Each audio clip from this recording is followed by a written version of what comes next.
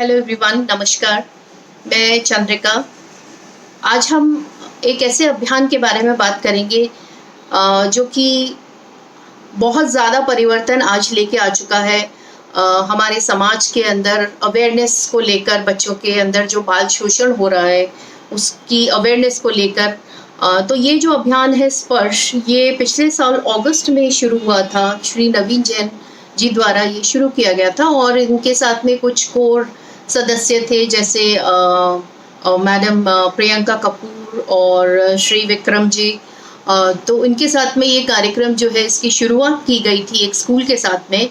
और आज मुझे बताते हुए बहुत हर्ष होता है कि 6 लाख के भी पार जो है हम लोग जो है बच्चों को कांटेक्ट कर चुके हैं और उनको अवेयर कर चुके हैं what is good touch and bad touch. कि गुड टच और बैड टच के बारे में बच्चों को अवेयर करना, जिससे कि वो अपने आप को सेफ रख सकें, वो ये समझ पाएँ कि क्या चीज़ उनके लिए सही है और क्या चीज़ गलत है। स्पर्श बेसिकली एक जो है ऐसा अभियान है जो कि ना तो स्पर्श ना ही एक एनजीओ है और ना ही कोई गवर्नमेंटल इसको जो है कोई एजेंसी है। ये सिर्फ कुछ एक ग्रुप ऑफ वॉलंटियर्स हैं जो कि जब बाल शोषण जो है उसकी खबरें देखते थे या अपने आसपास सुनते हैं, तो वो उससे बहुत आहत हुए और उन्होंने ये ठान लिया कि हम जो है सिर्फ फेसबुक या दूसरे मीडिया से ही इसको बस लाइक और शेयर करने तक नहीं रहकर, और हम जो है इस अभियान के को चलाएंगे जिसमें कि हम लोग बच्चों को जो है गुड टच और बैड टच के बारे में अवेयर करेंगे। तो मैं आप लोगों को बताना चाहूँगी कि बाल शोषण जो है वो बेसिकली आज इतनी बड़ी समस्या बन चुका है कि हम हर थोड़े दिन के अंदर जो है आप न्यूज़पेपर में, आप टेलीविज़न पर ये खबर सुनते हैं कि इतने साल के बच्चों के साथ में ये हो गया या इतने साल की बच्ची के साथ में ये हो गया। तो मैं आपको बताना चाहूँगी कि करीब 50% जो बच्चे हैं वो बाल शोषण के शिकार हो जाते हैं, जिसमें से 53% जो बच्चे होते हैं वो बॉयज़ होते हैं। क्योंकि जनरली हम लोगों का कॉन्सेप्ट होता है कि जी ये जो चीज़ होती है, ये हरकतें जो गलत हरकत होती है या बाल शोषण होता है, ये बेसिकली गर्ल्स के साथ में होता है। तो ऐसा नहीं है।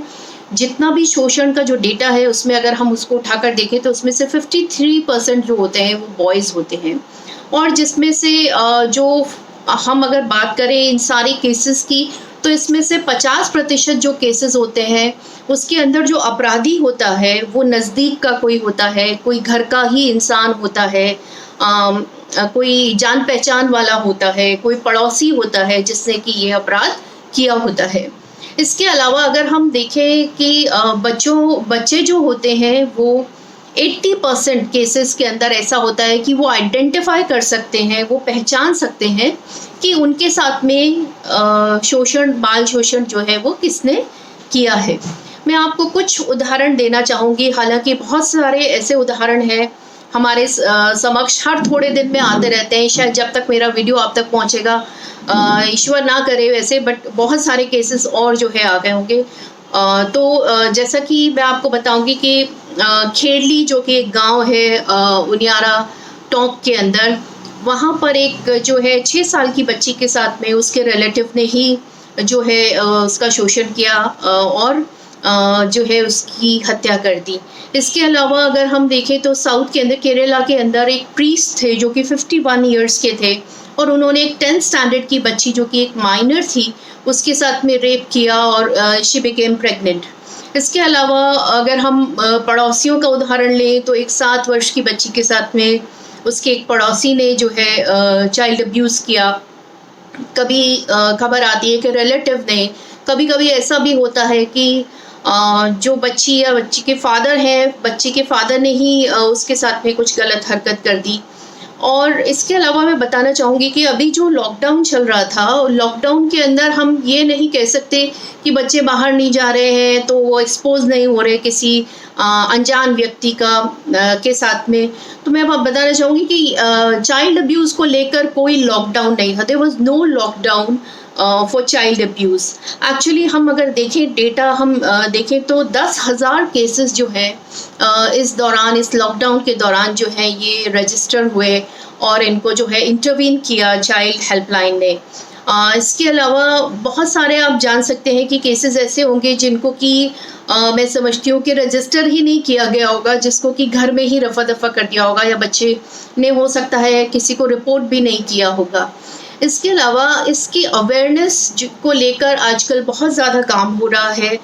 स्पर्श उसमें से एक है राजस्थान के अंदर, जो कि 6 लाख बच्चों तक जो है पहुंच चुका है, उनको अवेयर करने के लिए स्कूल्स में और जो है अलग अलग बस्तियों के अंदर जाकर। तो मैं ये और इसके अलावा अगर हम देखें तो हमारी जो कुछ सेलिब्रिटीज़ हैं, जैसे कि AR रहमान है, उन्होंने एक वीडियो बनाया है चाइल्ड अब्यूज़ के ऊपर, और बहुत सारी सेलिब्रिटीज़ जैसे प्रियंका कपूर, कार्तिक आर्यन, ये लोग भी इस फील्ड के अंदर काफ़ी काम कर रहे हैं बच्चों को अवेयर करने के लिए। क्योंकि ये जो चाइल्ड अब्यूज़ है दिन पे दिन जो है ये चीज़ें जो है बढ़ती जा रही हैं। अब मैं बात करूंगी हमारे स्पर्श अभियान की, कि हम लोग क्या करते हैं या किस तरीके से हम लोग बच्चों को जो है समझाते हैं। तो सबसे पहली चीज़ जो आती है वो आती है कि हमारा सोशल सिस्टम इस तरीके का है कि जनरली हम लोग जो है बच्चों से इस तरीके की बात जो है वो नहीं करते हैं, या हमें लगता है कि कैसे बच्चों से जो है इस बारे में बात की जाए।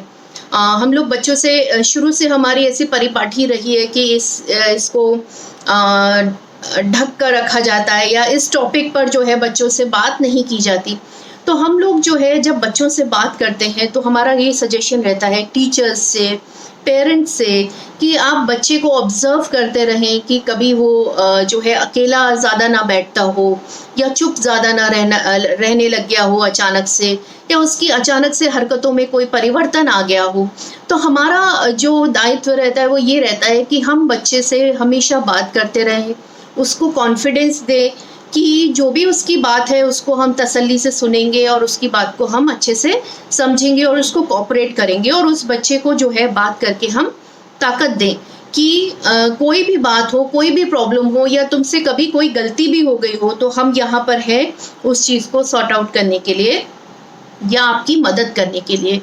तो इसके अलावा हम बच्चों को इस तरीके से कि हम उनके लेवल पर पहले उतरते हैं। जब भी हम स्कूल में जाते हैं, लेवल पे उतरने का मतलब है कि डायरेक्ट हम अगर इसके बारे में बात करेंगे तो बच्चे कई बार डर भी सकते हैं, या बच्चे हो सकता है ना खुले, हमसे कनेक्ट नहीं हो पाए, कि हम जाते एकदम से समस्या के बारे में बात करें, चाइल्ड अब्यूज़ के बारे में बात करें और उनको केसेस के बारे में बताएं, ऐसा नहीं होता। तो हम लोग जो है बच्चों से पहले जो है उनके कुछ कार्टून कैरेक्टर्स की बात कर सकते हैं। तो हम जो है उनसे कौन सी मूवी आपने देखी, आप कौन सा गेम खेलते हो, आपको स्कूल आना कैसा लगता है ना, आपके कौन कौन आपके दोस्त हैं, या इस तरीके की बातें करके जब बच्चे थोड़ा एक कंफर्ट जोन में आ जाते हैं तो धीरे धीरे हम अपनी कन्वर्सेशन को उस ओर मोड़ते हैं जहाँ पर कि हमें उनसे बात करनी है। तो हम बच्चे से सबसे पहले ये पूछते हैं कि जो है गुड टच क्या होता है, आपको क्या लगता है कि गुड टच क्या होता है, किन चीज़ों से आपको खुशी मिलती है। तो बच्चे जैसे हम बताएंगे बच्चों को कि जैसे मम्मी पापा आपको प्यार करते हैं तो आपको कैसी फीलिंग होती है, तो वो बोलेंगे कि बहुत अच्छी फीलिंग होती है। जैसे दोस्त आते हैं, आपसे गले मिलते हैं या आपके गले में हाथ डालते हैं, तो आपका हाथ पकड़ेंगे तो आपको कैसी फीलिंग होती है, तो बच्चे बताएंगे कि गुड फीलिंग होती है ना। इसके अलावा हम जो है जैसे कि आप मान लीजिए आप मंदिर में गए, आपने किसी पुजारी को या प्रणाम किया, तो उन्होंने जो है आपके सिर पे हाथ रखा, तो उसमें जो है कैसी फीलिंग होती है, तो हम बच्चा कहेगा कि मुझे बहुत अच्छी फीलिंग होती है। जब आपकी मम्मी आपको ऐसे प्यार करती है ना, या आपके दादा दादी आपको गोदी में बिठाते हैं, आपको ऐसे प्यार करते हैं, तो आपको कैसी फीलिंग होती है, तो बच्चा हमें बताता है कि हमें बहुत अच्छी फीलिंग होती है ना। तो इसके लिए जो है हमने कुछ चार्ट्स भी जो है वो बना रखे हैं, जैसे कि मैं आपको दिखाना चाहूँगी। इसके अंदर कुछ चीज़ें हमने दिखा रखी है, जैसे कि मम्मी पापा के साथ में बैठे हैं तो बहुत अच्छी फीलिंग हो रही है ना, बहुत खुश नज़र आ रहा है बच्चा, कि मंदिर में जा रहे हैं तो जो पुजारी है वो हमारे सिर पे हाथ रख के आशीर्वाद दे रहा है, तो हमें अच्छी फीलिंग होती है। हाँ, कोई हमें जो है गोदी में बिठाकर जो है प्यार कर रहा है, मम्मी हमें नहला रही है ना, तो अच्छी फीलिंग होती है। दोस्तों के साथ में हम गले में ऐसे हाथ डालकर बैठे हैं तो हमें अच्छी फीलिंग होती है। तो इस तरीके की जो है फ्लिप चार्ट्स हैं हमारे पास में, जिनसे हम बच्चों को कनेक्ट कर सकते हैं। इसके अलावा जो है फिर हम बच्चों से बात करेंगे कि ठीक है, ये तो हमारे जान पहचान के हैं और कुछ ऐसे सेफ टच भी होते हैं जो कि अनजानों के द्वारा होते हैं। ये तो हमारे घर वाले हैं, दादा दादी हैं, नाना नानी है, या आपके मम्मी पापा हैं, आपके फ्रेंड्स हैं ना, या आपके टीचर्स हो सकते हैं जो आप बहुत अच्छा काम करते हो। कई बार तो आपके टीचर आपको कहते हैं वेरी गुड, बहुत अच्छा किया तुमने, बहुत अच्छा काम किया। ठीक है, तो ये भी कैसी फीलिंग देता है? बहुत अच्छी फीलिंग देता है, कॉन्फिडेंस बिल्डअप होता है आपका। तो इसके अलावा हम बात करेंगे कि कुछ ऐसे टच होते हैं जो सेफ टच होते हैं। सेफ टच यानी कि अनजानों के द्वारा होते हैं लेकिन हमारे लिए अच्छे होते हैं, हमारे लिए सेफ होते हैं या ज़रूरी होते हैं एट टाइम्स। फॉर एग्ज़ाम्पल, जब आप जाते हैं, आपकी तबीयत ख़राब है तो आप डॉक्टर के पास जाते हैं। डॉक्टर जो है आपको चेकअप करने के लिए जो है, या कई बार सुई लगाने के लिए जो है आपको जो है बॉटम्स के ऊपर जो है इंजेक्शन लगाएगा, है ना। तो वो थोड़ा सा आपका कपड़ा भी इधर करेगा। तो ये कैसा टच है? तो ये टच जो है ये अच्छा है। क्यों? क्योंकि इस इंजेक्शन के बाद में हमें क्या होगा कि हम अच्छे हो जाएंगे, हमारी तबीयत ठीक हो जाएगी। तो ये कैसा टच है? सेफ टच है। ठीक है, इसके अलावा हम देखेंगे कि जब हमें मम्मी नहलाती है या कोई बड़ा हमें नहलाता है तो भी क्या है? सेफ टच है ना। कोई रिलेटिव हमारे यहाँ आते हैं तो वो हमें प्यार करते हैं, तो कैसा टच है? सेफ टच है। ठीक है, तो ये कुछ टच हैं जो कि सेफ टचेस हैं, टचेस में आते हैं। अब हम देखेंगे कि बैड टच क्या होता है। बैड टच बेसिकली हम लोग सबसे पहले बच्चों को बताएंगे कि कहाँ पर टच करना बैड टच होता है, क्योंकि हमारा जो टारगेट जो बच्चे होते हैं, एज ग्रुप जो होता है वो बहुत छोटे बच्चे, यानी प्री नर्सरी, नर्सरी यानी 2.5 साल 3 साल के बच्चों से लेकर और 12th स्टैंडर्ड के बच्चे जो है वो वहाँ तक हमारा जो है एक ग्रुप होता है जिनको हम एड्रेस कर रहे होते हैं। और कई बार एक ही ग्रुप के अंदर बहुत छोटे बच्चों से लेकर और बड़े बच्चों तक के बच्चे जो है आप एक साथ में एड्रेस कर रहे होते हैं। तो हम बच्चों को ये, छोटे बच्चों को ये बताना ज़रूरी होता है, क्योंकि उन लोगों को ये कॉन्सेप्ट नहीं होता कि जो है कौन से ऐसी बॉडी पार्ट्स हैं जिनको कि छूना इज बैड टच। सिर्फ हमारे मम्मी पापा जो हैं वो ही हमें वहाँ पर छू सकते हैं। ठीक है, तो ये कौन कौन से होते हैं? हमारे लिप्स, ठीक है, chest, between the legs and bottoms. ठीक है, कौन कौन से हैं? हमारे lips, chest, between the legs and bottoms. तो ये बच्चों को बताना ज़रूरी होता है कि अगर यहाँ पर कोई हमें छूता है तो वो बैड टच है ना। हमारे मम्मी पापा या हमें नहलाते हुए या हमारे दादा दादी नहलाते हुए या कपड़े चेंज करते हुए छू सकते हैं। हमारी मम्मी हमें नहलाती हैं तो हम छोटे होते हैं तो छू सकते हैं, बड़े होके तो हम अपने आप ही अपना काम करते हैं। ठीक है, तो ये उनको बताना, ये कॉन्सेप्ट देना उनको ज़रूरी होता है कि अगर इन जगहों पर कोई छू कर बात करता है तो वो बैड टच कहलाता है, या उससे हमें अच्छी फीलिंग नहीं होती। बैड टच बेसिकली क्या है? जिससे कि आपको डर लगे, आपको अच्छी फीलिंग नहीं हो, आपको एक इनसिक्योरिटी हो जाए कि ये मेरे को ऐसा क्यों कर रहे हैं, है ना। तो अब ये, जैसे कि ये हमारा एक चार्ट है। जनरली जब हम अभी क्योंकि स्कूल्स वगैरह क्लोज हैं तो हम ये ऑनलाइन सेशंस के लिए ये है, अदरवाइज हम ये चार्ट्स अपने साथ में लेकर जाते हैं जिसमें बताते हैं बच्चे को कि कौन कौन से हमारे बॉडी पार्ट्स जो हैं वो अनसेफ होते हैं। वहाँ पर अगर कोई टच हमें करे तो वो अनसेफ टच कहलाता है। ठीक है, अब हम देखेंगे कि अनसेफ टच होते कौन कौन से हैं। ठीक है, अनसेफ टच कौन से होते हैं कि जैसे इस पिक्चर के अंदर दिखाया हुआ है कि बच्चे को अनसेफ टच या बैड टच से कितना गुस्से वाला चेहरा है, या उसको खींच होती है, या उसको अच्छी फीलिंग नहीं होती है कि कोई मुझे टच कर रहा है। फॉर एग्जाम्पल, ज़बरदस्ती आपको कोई खींचे, है ना, या आपको कोई धक्का लगाए, आपको ज़बरदस्ती अपनी तरफ जो है इस तरीके से खींच रहा है, या आपको धक्का लगा रहा है, या आपको ज़बरदस्ती उठाकर जो है लेकर जा रहा है, तो ये सब चीज़ें क्या आती हैं? बैड टच, जिसमें आपको अच्छा नहीं लग रहा, आप उसको अग्री नहीं कर रहे कि वो इस तरीके की हरकत करे। ठीक है, अब बैड टच में बहुत सारी चीज़ें आती हैं, जैसे कि ये तो हो गया कि वो इंसान आपके पास में है और आपको बैड टच कर रहा है। कभी कभी क्या होता है कि कोई इंसान हमें दूर से भी बैड टच कर सकता है। दूर से बैड टच कैसे कर सकता है? मोबाइल से, ठीक है। कि कई बार जो है मोबाइल के थ्रू आपके पास में नहीं है, आप घर में हैं, कोई और बाहर है, आपके पास में मम्मी का या पापा का फ़ोन है जिसको आप यूज़ करते हो, या आपने वो नंबर किसी से शेयर कर लिया है ना। आपके कोई स्कूल बस के कोई ड्राइवर हैं, कोई और है जिससे, या आपके कोई नेबर हैं जिससे आपने शेयर कर लिया वो नंबर, और वो उस नंबर पे आपको गलत मैसेजेस सेंड कर रहे हैं जिनको देखने से आपको अच्छी फीलिंग नहीं हो रही। ये गलत मैसेजेस भी हो सकते हैं, या कोई गलत पिक्चर हो सकती है, कोई वीडियो हो सकता है जिसको देखने से आपको अच्छा नहीं लग रहा, और वो ऐसा वीडियो जिसको कि आप किसी के साथ में शेयर नहीं कर पा रहे हैं ना, आपको खुद को ये सेंस हो गया है कि ये अच्छा नहीं है। देखिए, क्योंकि सबसे इम्पॉर्टेंट है एक बात कि हम लोगों को ईश्वर ने जो है एक घंटी हमारे अंदर दी है जो कि हमें ये इंडिकेट कर देती है, वो घंटी बज जाती है कि ये चीज़ अच्छी नहीं है।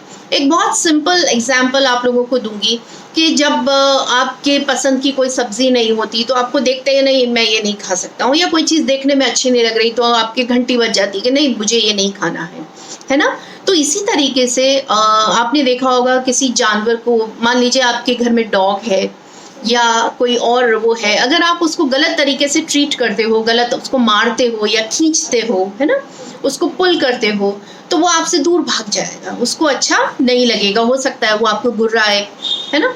तो ठीक इसी तरीके से हमें भी ये फीलिंग आ जाती है कि कोई हमें अच्छे से टच नहीं कर रहा, कोई हमें बैड टच दे रहा है, ठीक है।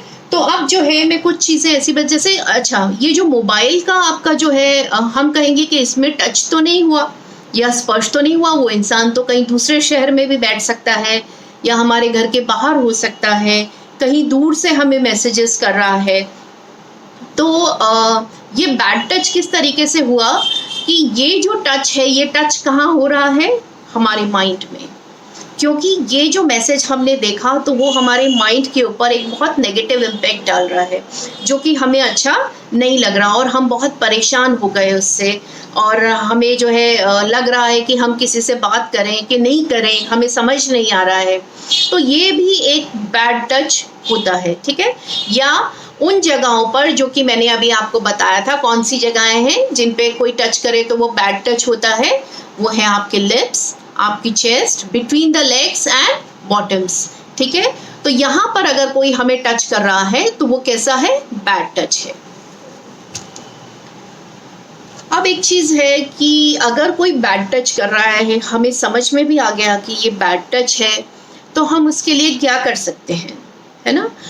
कभी कभी ऐसा भी होता है, जैसे मैंने बताया कि हमारे कोई रिलेटिव भी हो सकता है, कोई बहुत पावरफुल इंसान हो सकता है, कि आपकी फैमिली का कोई ऐसा इंसान हो सकता है बड़ा, है ना, जो कि आपकी फैमिली में काफ़ी होल्ड रखता हो, बहुत उसकी पकड़ हो, या सब उससे डरते हो, आपके स्कूल में कोई ऐसा इंसान हो जिससे सब डरते हो, है ना। तो अब हमें क्या करना चाहिए? तो सबसे पहली चीज़ है कि हमें, अगर हमारे साथ में कोई बैड टच होता है तो हमें सबसे पहले उसको बहुत ज़ोर से जो है चिल्ला के कहना चाहिए नो। क्या कहना चाहिए? हमें सबसे पहले ज़ोर से चिल्ला कर कहना चाहिए नो, कि हमें टच मत करो, हमें अच्छा नहीं लग रहा। नो का मतलब क्या है? कि नो, आप दूर हटिए, हमें ये अच्छा नहीं लग रहा। और हम इतना ज़ोर से बोलेंगे कि हमारे आसपास में अगर कोई है तो उसको वो चीज़ सुनाई दे जाए, ठीक है। नो कहने के बाद में हम जो है वहाँ से भाग जाएंगे, हम वहाँ से क्या करेंगे? भाग जाएंगे, उस जगह से दूर चले जाएंगे, ठीक है।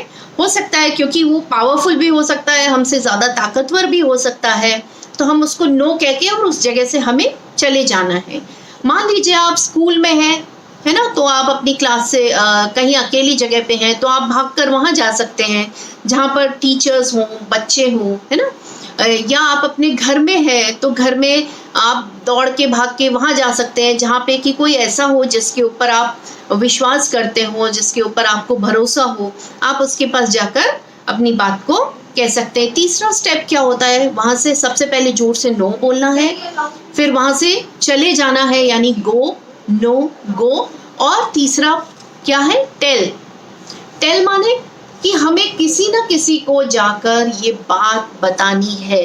देखिए, अगर हम ये बात किसी को नहीं बताएंगे तो जो इंसान हमारे साथ में गलत हरकत कर रहा है, वो उसके जो कॉन्फिडेंस है वो और बढ़ जाएगा कि ये तो किसी को बता ही नहीं रहा है ना, और मैं अब इसके साथ में दोबारा ये हरकत कर सकता हूँ, तो वो हमें और भी डराएगा। इसलिए सबसे इम्पोर्टेंट चीज़ है कि हम उस इंसान को जिस पे हम भरोसा करते हैं उसे ये बात बताएं कि ये अंकल या ये आंटी हमारे साथ में गलत हरकत कर रहे हैं।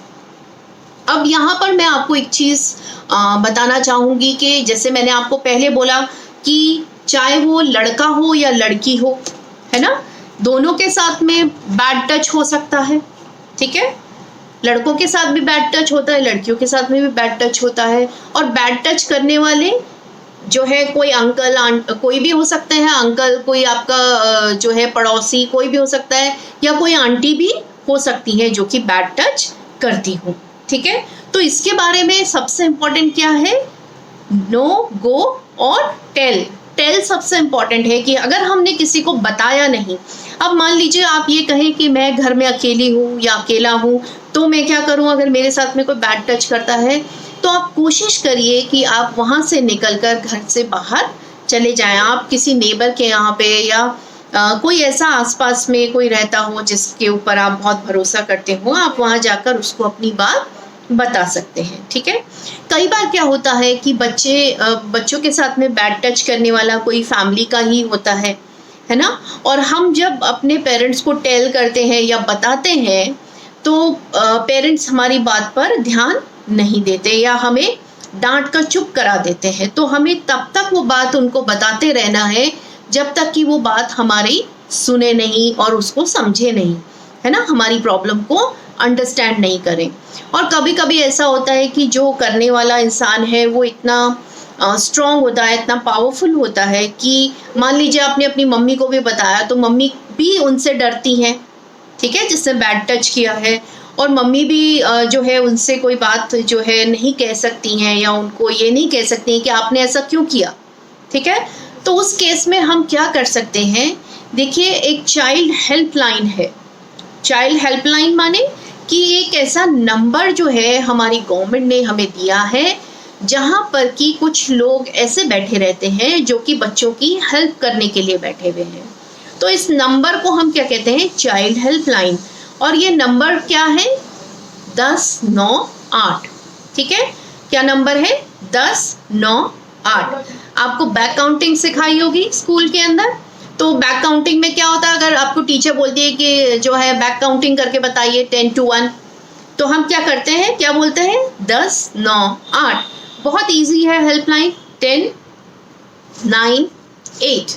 ठीक है, ये चाइल्ड हेल्पलाइन जो है ये 24/7 ओपन रहती है।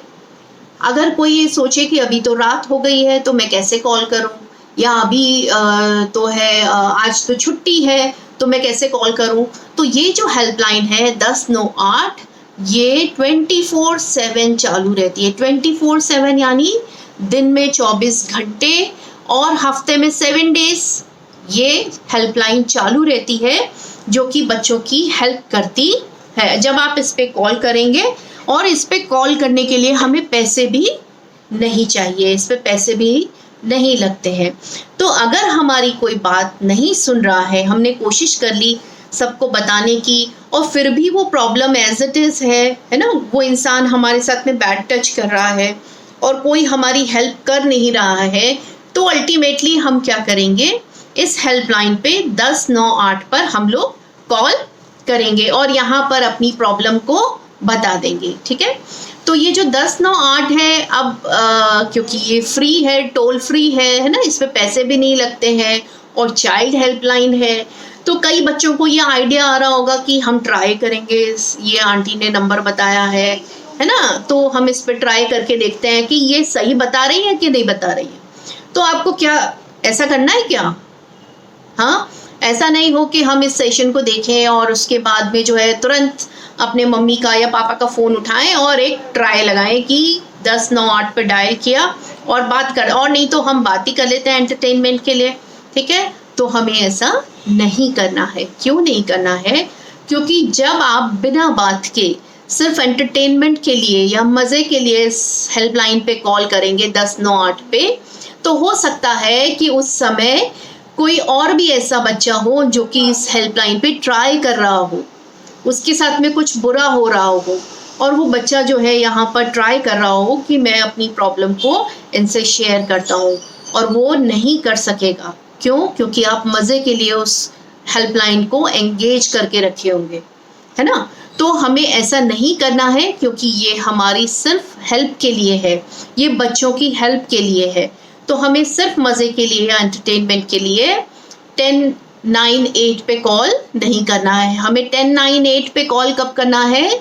जब हम किसी प्रॉब्लम में हो, या जब हम किसी दिक्कत में हो, कोई हमारे साथ में बैड टच कर रहा है, कोई हमारी बात को नहीं सुन रहा है, हमने अपने टीचर से भी शेयर कर लिया, हमने अपने पेरेंट्स से भी शेयर कर लिया, या दादा दादी से शेयर कर लिया, जिस पे भी हम भरोसा करते हैं, हमने शेयर किया, लेकिन हमारी बात को कोई सुन नहीं रहा है। ठीक है? तो मैं आप लोगों से ये उम्मीद करूँगी कि हम सब जो है अवेयर रहें अपने बारे में, और अपनी घंटी की तरफ जो है हम ध्यान दें कि कब हमारी घंटी बज के हमें ये आगाह कर रही है, हमें ये बता रही है कि ये टच जो है ये अच्छा टच नहीं है। ठीक है? तो हम लोग इतने चौकन्ने रहें, हम बड़े जो हैं वो भी अपने बच्चों से बात करें, टीचर्स जो हैं वो अपने बच्चों को ऑब्जर्व करते रहें, बात करते रहें कि बच्चे में किसी प्रकार का कोई जो है चेंज ना आया हो एकदम से अचानक से, या बच्चा किसी स्ट्रेस में तो नहीं है, या बच्चा कुछ कहना चाहता है। ऐसा रेपो बना कर रखें कि बच्चा हमें कोई भी बात आकर कह सके। तो ये है हमारा स्पर्श का जो है, जिस तरीके से हम बच्चों से कांटेक्ट करते हैं, बच्चों को अवेयर करते हैं गुड टच और बैड टच के बारे में। और आप सब लोग में से जो भी चाहें लोग जो हैं वो इस अभियान से जुड़ सकते हैं। इसके लिए सिर्फ एक ही क्वालिफ़िकेशन की आवश्यकता है, वो है कि आप इतने जो है टची होने चाहिए, या आपको वाक़ई में तकलीफ़ होती हो ये सब चीज़ें सुनकर या देखकर कि समाज में आज बच्चों के साथ में किस तरीके से चाइल्ड अब्यूज़ हो रहा है, या ये घटनाएं जो हैं बढ़ती जा रही हैं, और हमारे बच्चे जो हैं एक बहुत ही अनसेफ एटमॉस्फेयर के अंदर हैं। तो अगर हम सब लोग इसके बारे में अवेयर होंगे तो हम अपने बच्चों को बचा सकेंगे। इसके अलावा मैं एक चीज़ और कहना चाहूँगी कि कई बार क्या होता है कि जिन बच्चों के साथ में बैड टच होता है और वो किसी से शेयर नहीं कर पा रहे, या उनका कुछ जो हम कहेंगे कि उन्होंने कभी किसी से बताया नहीं कि उनके साथ में ऐसा हुआ। कई बार क्या होता है, इस तरीके की घटनाएं जो है बच्चों के दिमाग पर एक बहुत ही गहरा जो है असर छोड़ जाती हैं, और ये बच्चे जो है बहुत ही कुंठाजनित मानसिकता के हो जाते हैं, और जब बड़े होते हैं तो ये बच्चे जो है अपराधी का भी रूप ले सकते हैं, कि जो हरकत इनके साथ हुई है हो सकता है कि ये बच्चे जो है आगे जाके दूसरे बच्चों के साथ में करें। तो पॉक्सो एक्ट जो है सरकार ने एक बनाया है, जिसके तहत इसमें जो अपराधी होते हैं उनको कड़ी से कड़ी सज़ा दी जाती है। और आजकल जो है ये प्रावधान भी इसके अंदर है कि अगर जो है अपराधी बहुत ही संगीन किस्म का है, अपराध बहुत संगीन किस्म का है, तो उसमें जो अपराधी है उसको मौत की सज़ा तक दी जा सकती है। तो हम बच्चों को दोनों तरह से ही अवेयर करें और दोनों तरह से ही सेफ करें कि उनके विचारधारा जो है वो अच्छी विचारधारा जो है डेवलप हो, उनके साथ में कुछ गलत ना हो, वो सेफ रहें एज अ विक्टिम भी, और सेफ रहें इस नज़रिए से भी कि आगे जाके कहीं वो अपराधी ना बन जाएं किसी गलत मानसिकता को लेकर। तो आप सबसे हमारा यही निवेदन है कि आप खुद भी अवेयर रहें अपने आसपास के वातावरण में, जो भी आपके आसपास जो बच्चे हैं उनको भी अवेयर करें, स्कूल में, पड़ोस में। चाहे हम एक ही बच्चे को कभी ये वीडियो दिखाएं या उनसे बात करें, तो वो बच्चे जो है अपने आप को सेफ रख पाएंगे। इसी आशा के साथ में आप सबका बहुत बहुत धन्यवाद। Thank you.